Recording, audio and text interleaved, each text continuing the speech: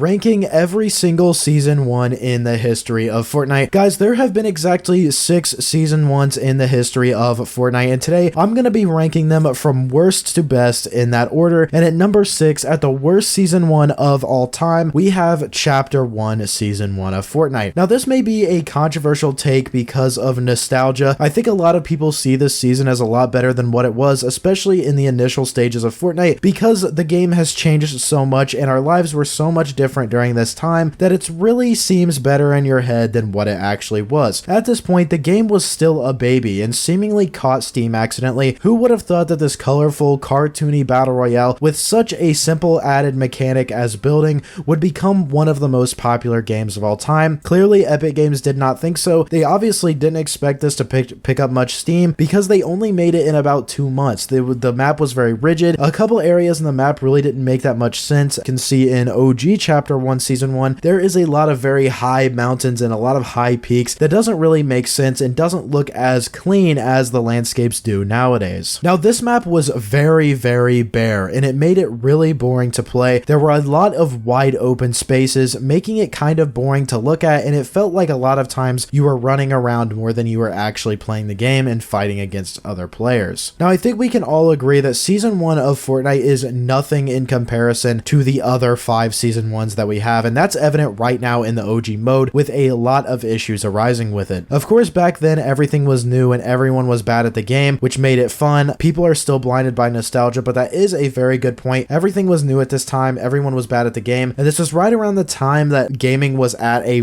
pretty much a low, and this was a new fun game that a lot of people enjoyed, which made it seem a little bit better than it may have actually been. But people have realized that the lack of shield, wide open spaces, and lack of diversity overall made this map pretty bad in comparison to all of the others. In my opinion, I feel like OG is definitely a downgrade, and it's literally just a nostalgia trip for old players. As you guys can probably see at this point, not many new players are playing OG in comparison to Chapter 6 Season 1, so that is why I put Chapter 1 Season 1 at the very last at number 6. Now, coming up next, second to last at number 5, we have Season 1 of Chapter 2. Now, this season, I'm gonna be straight up with you guys, is one of my least favorites of all time. It felt like Fortnite was completely burnt out by this point, because before Chapter 2, they were updating the game literally every single week, so I understand it, but the season was still bad overall. Now, I do believe that Fortnite was still sticking to that weekly update trend in Chapter 2 Season 1, but it wasn't nearly as, full. The volume of the updates really wasn't there. In Chapter 1 and throughout those seasons, weekly, we were getting like brand new weapons, brand new mechanics, LTMs, all types of different things that we just didn't get in Chapter 2 Season 1, which could just be why I think it's not as good. It could just be a comparison thing, but this map was absolutely huge as well, and that was one of my biggest issues with this season, and one of my biggest issues with Chapter 2 Remix when we returned as well. Now, they brought back very, very iconic locations, including Retail Row, Pleasant Park, and Salty Springs. Salty Springs was my favorite location, and I heard that Fortnite was actually scared to completely delete these POIs because of how popular they were. They thought not many people would play the game, and I don't know if that would have been the case, but we will never know because they actually did bring them back, which I ultimately do think was a good decision. Now, the Battle Pass of this season was really cool, and I think is actually one of the most underrated, seeing as we pretty much got double the skins than we were used to at the time, which with each of them having an evil counterpart, which was something we hadn't seen before. We had this kind of like versus thing where, Ripley had his evil version of Sludge, etc. I think it was really, really cool, and I am still mad to this day that I didn't get the Toxin skin because I think that skin is so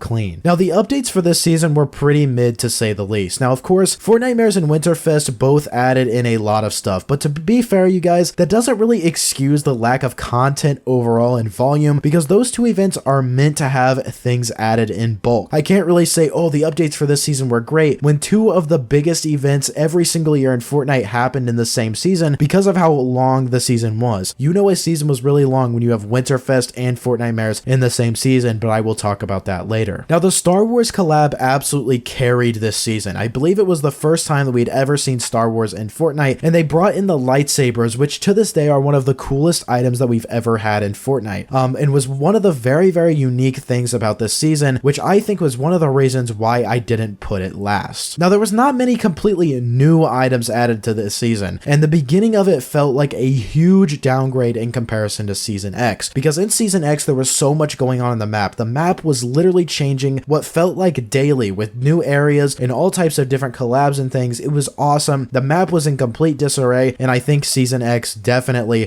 in comparison to Chapter 2 Season 1, was definitely better, even though it did have its issues. Now, the final nail in the coffin for me was just how long this season was and how many times the end date got delayed. A few seconds ago, I mentioned how Fortnitemares and Winterfest were both in this season alone, and this season started on October 15th of 2019 and ended after getting delayed 2 times, ended on February 19th of 2020, meaning that this season lasted 127 days, which is roughly 4 months. And think about this, guys, that may not sound very long, and for a good season, like an okay season, that would be fine. But think about this, 4 months of a giant map, a barren landscape with barely any updates outside of Star Wars. Man, this was a really bad season simply because of how long it was. Guys, imagine if we had Chapter 2 Remix again, and it lasted 4 months, but there were no mythics, there were no of those like main locations with the dog pound and, you know, the yacht and the bosses and everything. That is what this season was, and it was really bad. I remember the movement was terrible as well. The only thing we had were boats, and that was literally it. It was just so bad. This one was really close to being last, but the Star Wars event took it over the top and had it at second last. Now, next up at number 4, we have Season 1 of Chapter 4. Now, I'm gonna be honest with you guys, this may be a hot take, but I am not the biggest Chapter 4 fan in general. Overall, this season just felt out of place. The vibe in general just wasn't good. I didn't like it at all. And also, guys, it didn't help that the event transitioning us from Chapter 3 to Chapter 4 was hot garbage and lasted 45 minutes. I'm not kidding you. I'm pretty sure this event lasted 45 minutes for absolutely no reason. There was a pretty good story in this season overall, but the entire vibe of everything felt stagnant and boring. I really didn't like the whole like chunks of the map and everything. I liked the idea of it with all of these different chunks being pulled from all different realities outside of Fortnite, but the map felt really like chunky, if that makes sense. That out of place feeling was exacerbated by the sharp edges of everything as well. It kind of had the same vibes as the Chapter 1 map, and if we're looking at like sheer mechanics, it's not very good to have like random sharp edges in areas that don't really make sense. I understand that added a lot of character to Chapter 1 and is one of the reasons why people love it so much, but it just really isn't good. Like, let's be for real, it's just not very good. Now, I understand that was kind of the point to have sharp edges with these new chunks, but I just didn't like it overall. Now, a few things that were really good about this, I loved the kinetic ore stuff. I thought that was really cool, and them incorporating it with weapons like the Excalibur rifle and the Shockwave hammer were awesome. Those were really unique weapons that I do hope we see return at some point in the future because they were really fun to use. I also liked the weapons in this season in general, and that was one of the main things that kept me coming back, even though I wasn't a fan of literally just about everything else. Additionally, the augments feature was something we hadn't seen before and was cool as well, and is another thing I definitely want to see come back at some point. They could easily add this back. There are so many different things that they could add with it, but to be honest, guys, I feel like the medallions kind of replace the augments, even though it's something you have to kind of fight to get, and augments are something you just got over the course of the match. This feature added a lot of life to this season, in my opinion, and made it truly unique. Additionally, weapons like the Twin Mag, SMG, Thunder Shotgun, and the weapons previously mentioned with the kinetic ore makes this higher up on the list for me personally. I loved the weapons of Chapter 4 Season 1 and the kinetic ore stuff, so that's why it came in at number 4. Now at number 3, we're at the home stretch here with the top 3 best Season 1s of all time, and number 3 is Season 1 of Chapter 6. Now I know this may seem a little bit soon for you guys for this season to be put into the top 3, but even though this season is still young, I think that it's lived up to its initial hype so far and could end up going down as the best Season 1 of all time when it's all said and done,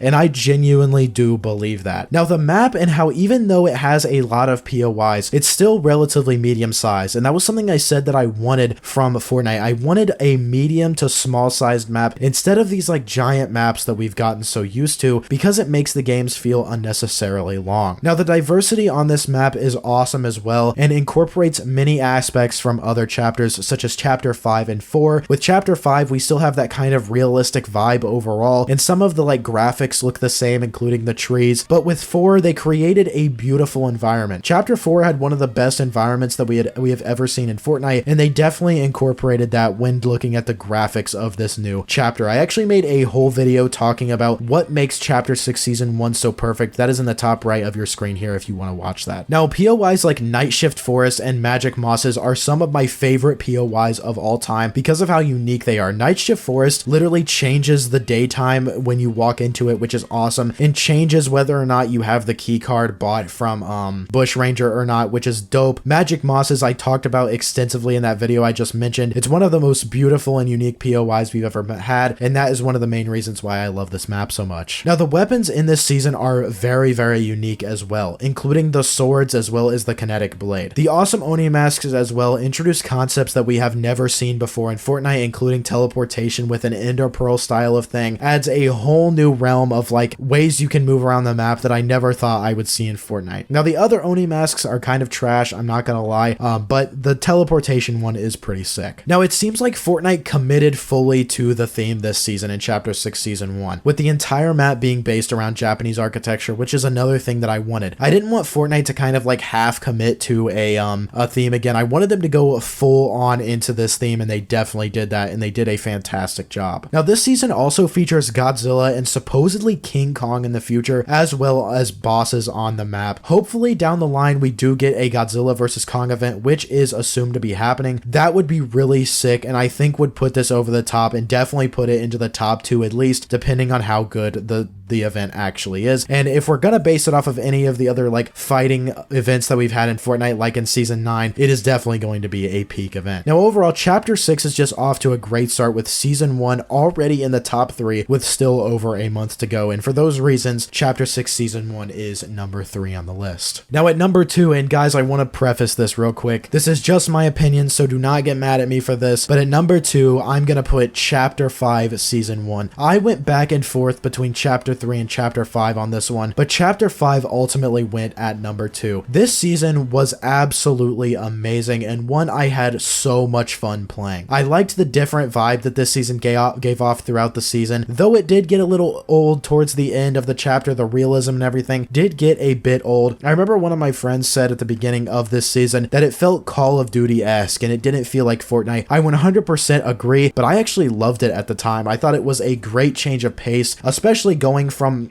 the drastic like graphics difference in comparison to, you know, Chapter 4 and Chapter 5. It was night and day difference, and I absolutely loved it. One of the biggest things about this season that I loved was the medallions. Now, these are still involved in Fortnite today, and maybe one of the best additions ever to this game. They feel rewarding, and they're most of the time reasonably difficult to obtain. I know in Chapter 5 Season 1, they weren't really that difficult to get unless there were a bunch of people going after them, but in Chapter 6 now, I feel like some of these medallions are actually really hard to get. I don't know about you guys, maybe I'm just getting worse at the game, but medallions are so rewarding to get in my opinion, especially now that their abilities are so much like more overpowered than they were before. Now, Chapter 5 Season 1 had a ton of these medallions, with one of them belonging to Peter Griffin himself. It'd be really hard to put this season any further down because of him being in the game at this time. That was something I absolutely did not expect, and especially in like a realistic season, I would have never expected Peter Griffin to be introduced during this season. He was one of the most highly anticipated collabs, especially since we got leaks of him being in the game files a long time ago before this. It was completely unexpected and very awesome. Now, weapon mods were actually a brand new introduction that were actually like theorized to be happening all the way back in Chapter 2 Season 1, is I believe when they were first leaked to like Fortnite be working on them. So this is coming 3 chapters later, which I thought was pretty cool. I really liked weapon mods overall, even though a lot of people didn't. It created a new customization option to Fortnite that I really, really liked. Now, in general, I just really liked Chapter 5, even though a lot of people absolutely despise it. I thought it was a good change of pace, and the storyline was superb and easy to follow for the most part. Chapter 5 Season 1 is number 2, but could have very easily slid into the number 1 spot with enough convincing. Now, of course, at the number 1 spot, the only one that's left, process of elimination, is Season 1 of Chapter 3. Now, I think it's pretty obvious how this one came in at number 1. Starting with the transition into this season, it was absolutely peak. The war between the 7 and the IO came to its climax, and the 7 were victorious, flipping the map to the other side, where a whole new world awaited us. It's pretty hard to beat that. All I can say is absolute cinema. That's all I have to say for this. Put in the meme there, because it literally was one of the best events of all time, is the Chapter 2 end event, and I will die on that hill. Now, getting into the map, it was pretty diverse as well, with a sand, grassland, and snowy biome, the big 3 that everybody wanted a lot. I know in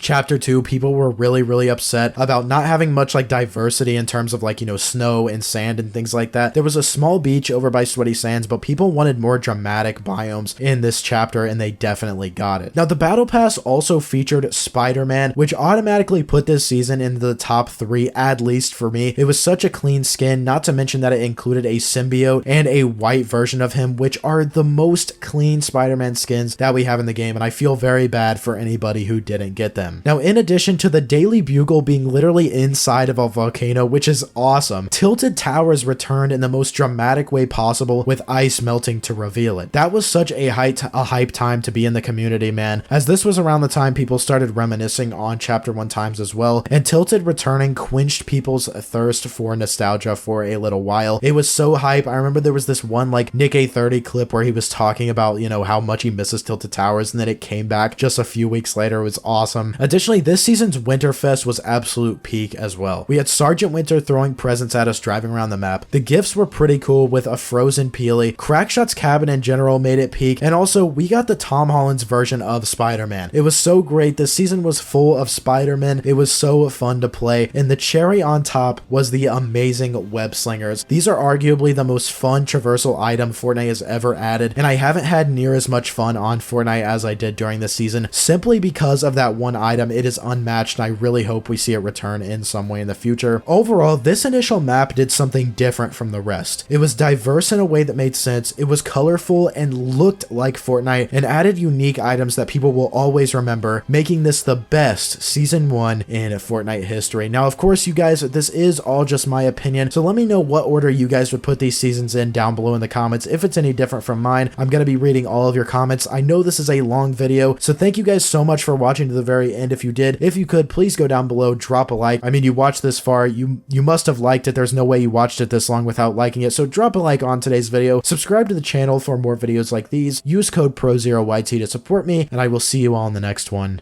Peace.